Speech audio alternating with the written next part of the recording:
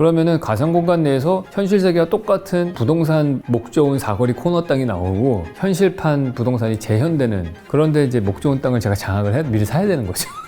잘 되면 정말 강남 땅이 되는 거고.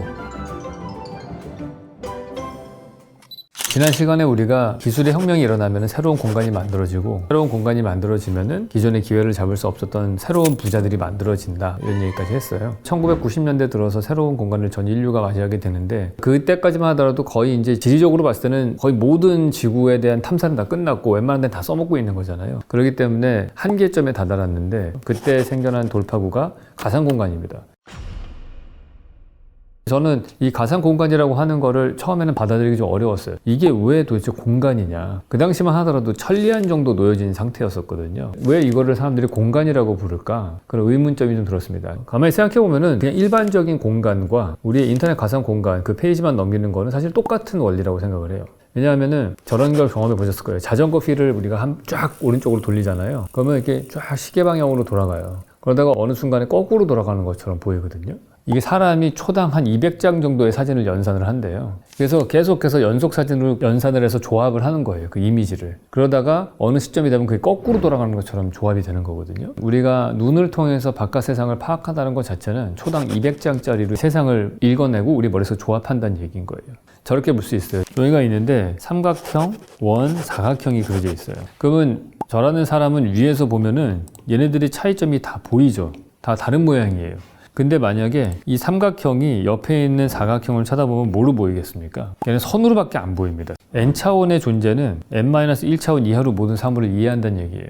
우리는 3차원의 존재니까 2차원의 존재인 삼각형, 원, 사각형은 완벽하게 파악이 돼요. 근데 2차원의 존재인 삼각형은 다른 2차원의 존재인 원이나 사각형은 1차원으로밖에 이해를 못해요. 선으로밖에. 근데 우리는 3차원인데 도대체 어떻게 3차원의 공간을 이해하느냐? 한 반만 이해하는 겁니다. 어떤 식으로 이해하냐면 우리는 단기 기억력을 갖고 있기 때문에 가능해요. 내가 1초 전에 나와, 2초 전에 나와, 3초 전에 나를 기억하는 거죠. 그러니까 그거를 다 머릿속에서 조합을 해가지고 짜맞추기를 하는 거예요. 망막이라는 것 자체가 면이잖아요. 그걸 통해서 정보를 캡처한다는 거는 2차원 정보밖에 안 되는 거거든요. 그러니까 2차원 망막을 통해서, 물론 공면으로 휘어있지만은 이 수정체를 통해서 들어온 빛을 감지해서 그걸 전기신호로 바꿔서 뇌에서 들어가면은 얘가 쫙 연산을 해서 그거를 공간으로 조립을 하는 거예요. 이 공간이 어떤 모양인가를. 그런 능력이 있기 때문에 영화를 볼 때는 초당 24장, 만화 애니메이션 같은 게 16장 정도. 근데 만화책 같은 거는 몇 초에 한 페이지 정도잖아요. 한 장 정도. 우리는 그러한 장면들을 보고서 중간에 비어있는 거를 우리의 상상력인 뇌의 프로세싱으로 채워 넣을 수 있는 능력이 있는 거예요. 인터넷 같은 경우도 그런 경우. 우리가 모니터라고 하는 한 장을 보지만은 그걸 클릭해서 그 다음 페이지 클릭해서 그 다음 페이지 넘어가면은 우리는 그 각각의 페이지들을 조합을 해가지고 하나의 큰 공간을 상상하는 거예요. 그 안에서.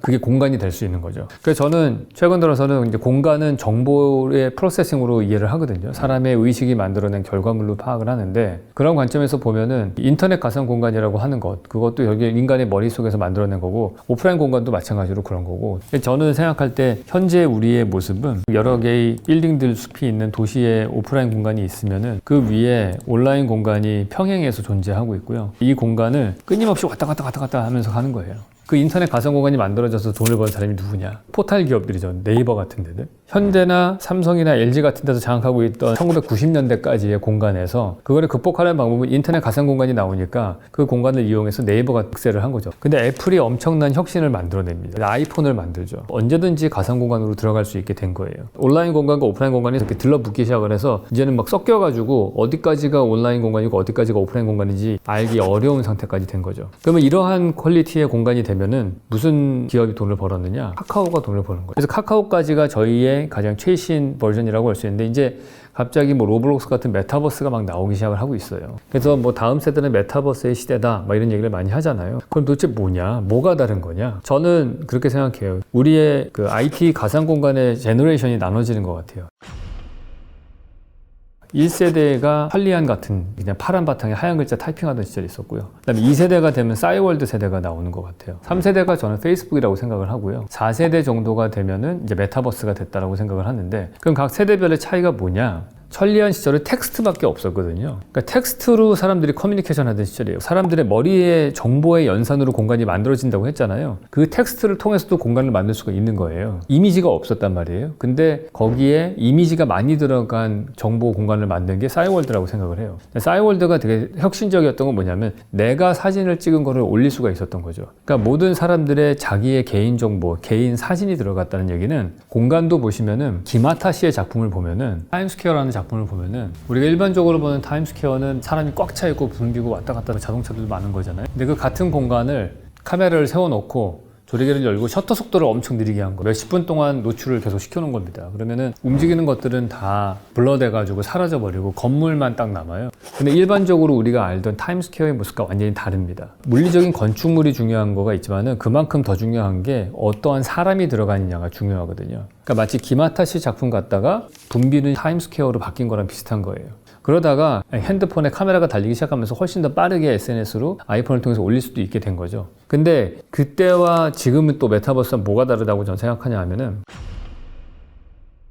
페이스북은 항상 올라가는 것들이 대부분 다 과거 시점의 것들이 많이 올라가거든요. 그러니까 내가 리얼타임으로 실시간으로 다른 사람을 만나는 공간은 아니에요. 메타버스가 확실하게 이전 세대와 차별화되는 거는 실시간으로 아바타 혹은 그 사람의 실제 모습이 동영상으로 나오고 커뮤니케이션이 되느냐 아니냐의 차이인 것 같아요. 근데 우리는 이미 이거를 벌써 한 10몇 년 전에 체험을 했죠. 온라인 게임에서 이미 체험을 했단 말이에요. RPG 게임 같은 것들을 보시면은 대부분 그런 캐릭터들이 들어와서 그 가상공간에서 막 뛰어다니면서 했단 말이에요. 근데 거기서는 게임 제작자들이 만들어 놓은 스토리라인에 따라서 우리가 움직인다든지 그 안에서 누구를 죽인다든지 하는 행위밖에 없었다면은 조금 더 메타버스는 생산적인 2차, 3차의 서비스들이 생겨나는. 근데 여기서 저는 이제 많은 분들이 메타버스가 어마어마하게 혁명적이 될 것이다 동의합니다. 시기를 바라보는 거에 있어서는 약간 저는 지금 생각하시는 분들보다는 조금 더 뒤로 보는 경향이 있어요.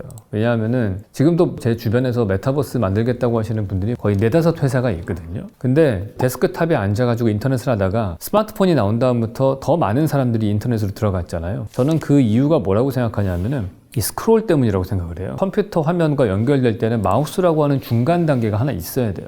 그걸 거쳐서 이게 익숙해지는데도 한참 걸렸거든요. 근데 아이폰이 딱 나왔을 때는 내 손가락 스킨을 이용해서 화면을 문지르는데 그게 화면에 인터랙티브하게 반응을 하는 거예요. 나의 신체와 정보가 중간 매개체, 마우스라는 매개체가 없이 하나로 붙은 거예요. 그게 저는 엄청난 차이라고 생각을 해요. 그리고 실제로 스티브 잡스도 그 감도에 엄청나게 공을 들였다고 하더라고요. 근데 과연 우리가 지금 가지고 있는 이런 디바이스들, 그러니까 뭐 오큘러스라든지 게임하시는 분이 하는 막 이런 여러 가지 마우스와 현란한 키보드 같은 것들, 이거는 아직까지는 저 같은 사람한테는 허들이 하나 더 있는 거거든요. 내가 아바타를 조종을 할 때 RPG 게임하시는 분들이 지금 뭐 내 몸같이 움직이겠지만은 저는 그렇게 될 것 같지도 않고 별로 그러고 싶지도 않아요.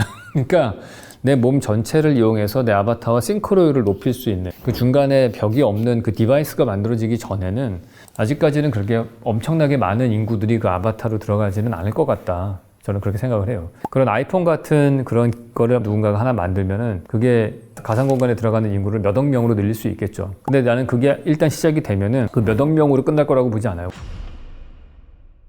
지금 보면은 RPG 게임 하시는 분이 국간에서도 여러 개의 캐릭터를 쓸 수도 있고 막 그러잖아요. 아이디를 여러 개를 만들 수도 있고. 그래서 게임들의 캐릭터를 만들듯이 우리들의 부캐를 많이 만들 텐데 한 사람이 한두 개만 가질 것 같지는 않거든요. 점점 개수를 늘려나갈 거라고 봐요. 최소한 10개씩은 가지고 있지 않을까. 75억 명 인구 중에 50억 명이 들어갔는데 메타버스 가상공간 안에 아바타가 10개씩 가지면 500억 명의 인구잖아요. 그 500억 명의 인구끼리의 그 인터랙션이 생겨나면서 만들어지는 상업적인 결과물들은 아마 오프라인 공간에서의 거를 뛰어넘는 게 나올 거라고 저는 생각을 하거든요. 일단 양이 많잖아요. 맨하탄 같은 도시가 갑작스럽게 붐업이 된 이유가 7, 8층짜리 건물을 걷던 도시에서 30층짜리 건물을 지으니까 인구 밀도가 4배가 늘어나니까 훨씬 더 그 안에서 인터랙션이 많이 일어나는 것과 똑같겠죠. 그래서 아바타 개수가 늘어나면은 물론 한 번에 하나의 아바타만 하겠지만은 나머지 9개 아바타에는 NPC처럼 뭐 인공지능을 넣어서 돌리게 할 수도 있는 거고 걔네들이 돌아다니면서 돈을 벌게 할 수도 있겠죠. 뭔가 딴 일을 하면서. 최근에 필리핀 같은 경우에 되게 동남아시아 히트친 게임이 있는데 자기가 바깥에서 일하는 것보다 그 게임 안에서 버는 돈을 갖고서 바깥에서 환전했을 때 그게 더 돈을 많이 번대요. 만약에 인공지능을 이용해서 아바타가 막 동시에 여러 개를 한다 그러면은 또 다른 경제적인 팩터가 생길 수 있을 거라고 봐요. 저는 당연히 가상공간이 빠를 거라고 생각합니다. 왜냐하면 에너지 효율적인 면에서 봤을 때 우리가 미 대륙을 넘어가서 미 대륙을 그렇게 잘 이용할 수 있었던 건 환경이 똑같기 때문에 화성이라고 하는 공간은 물리적인 공간은 똑같지만 환경이 다르잖아요. 1시간을 생존하기 위해서 드는 돈이 어마어마하게 비쌀 거라고 보거든요. 그 산소와 물과 이런 것들을 유지하고 공간을 만들고 하는 거가. 근데 반대로 가상 공간은 이거에 뭐 10,000분의 1도 단가가 안 들어갈 거예요. 잽이 안 되는 거예요, 사실은. 비교가. 우주 공간으로 당연히 계속해서 노력은 해야 될 거라고 보는데 어느 시점에 가서는 우주 공간으로 확장하는 것보다 가상 공간에서 확장하는 게 훨씬 더 단가가 싸지면서 그걸 압도하면서 우주 공간이 오히려 없어질 수도 있겠다는 생각은 들어요.